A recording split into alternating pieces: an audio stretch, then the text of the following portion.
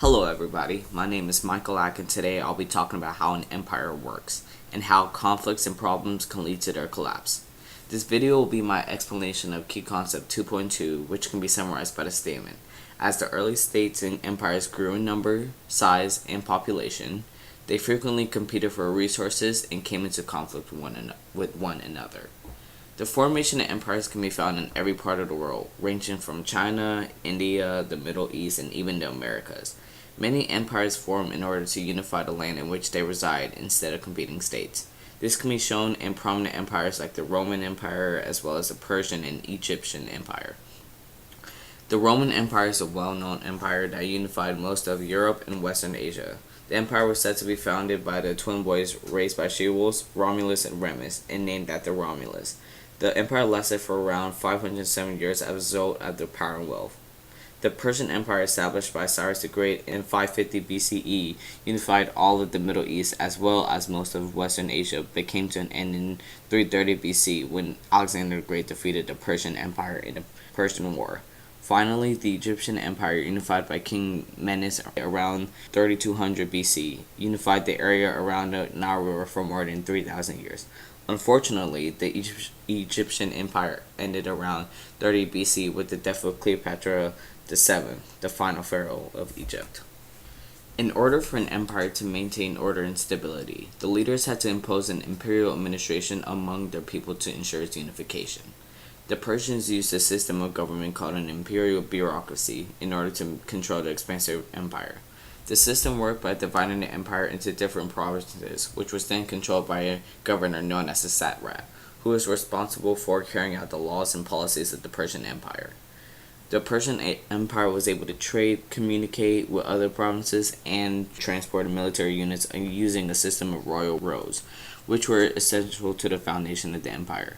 The Roman Empire had different forms of government during its existence, such as being a republic, then transitioned into being an empire with dictators and emperors.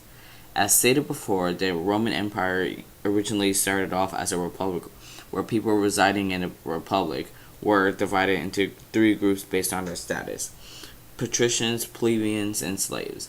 Patricians were wealthy and elite citizens who, in the early stage of the republic, were the only ones who could hold a position of power. Citizens were allowed to vote for two consuls, who were the heads of state, in which one held political power, while the other held military power. Citizens also voted for magistrates that kept law and order, as well as managed Rome's financial affairs. Finally, citizens could vote for tribunes that worked to make sure that the people were treated fairly. The last part of the republic was the Senate, which composed of only patricians, in which they were influential advisors of the consuls and helped come up with decisions to make. When Julius Caesar took over in 46 BC, he made himself dictator, which was different from our current definition of a dictator. He expanded Rome into Egypt by marrying Cleopatra, as well as converting Rome from a republic to an empire. During this era, Rome was ruled by various emperors, some good, some bad, which eventually led to the collapse of the Roman Empire in 476 CE. Finally, the Egyptian Empire was governed in the form of monarchy. The political and religious leader of the Egyptian Empire was referred to as a pharaoh. The pharaoh held absolute power in Egypt and was free to impose whatever they wanted. Economy and trading is an essential factor in any empire. As stated before, the Persian Empire used an extensive system of roads for a variety of functions, including trading. The royal road stretched from Susa, the ancient capital of Persia, all the way to the Aegean Sea. The Persians also utilized maritime trading as they developed a canal that connected the Mediterranean Sea to the Red Sea. The Persians had major trade routes running through the Zagros mountain pass. Darius the Great introduced a currency based on a two-tier gold and silver coinage system, with the expansion of urban civilization in northern India. The Persians were able to trade with them using both land and maritime routes, which ensured the safety of the merchants trading.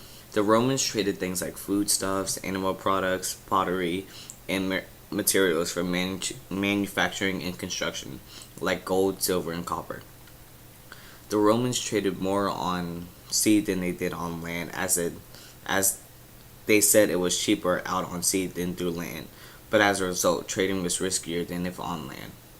The Egyptian economy was more structured around a barter system instead of a form of currency. It was not until 525 BCE, when Persia started to take over, that they started to use a currency. Yam is an important trade center in Egypt due to Middle Kingdom of Egypt, as it was a resource for wood, ivory, and gold. Like every good thing in life, it has to come to an end. For example, the Persian Empire declined and then eventually collapsed as a result of their defeat against the Greek city-states in the Persian War. Their defeat led Alexander the Great to power, as well as the formation of the Delian League between city-states. The Roman Empire, due to the terrible quality of the later Roman emperors, were responsible for their own personal demise in 476 CE. Finally, the Egyptian Empire collapsed when Cleopatra died, which caused the empire to devolve and become just a province of the Roman Empire. This has been my video on Key Concept 2.2 on the Middle East and Northern Africa, and if you enjoyed, you should check out my other video on Key Concept 3.1. This is Michael Ack checking out. Have a wonderful day.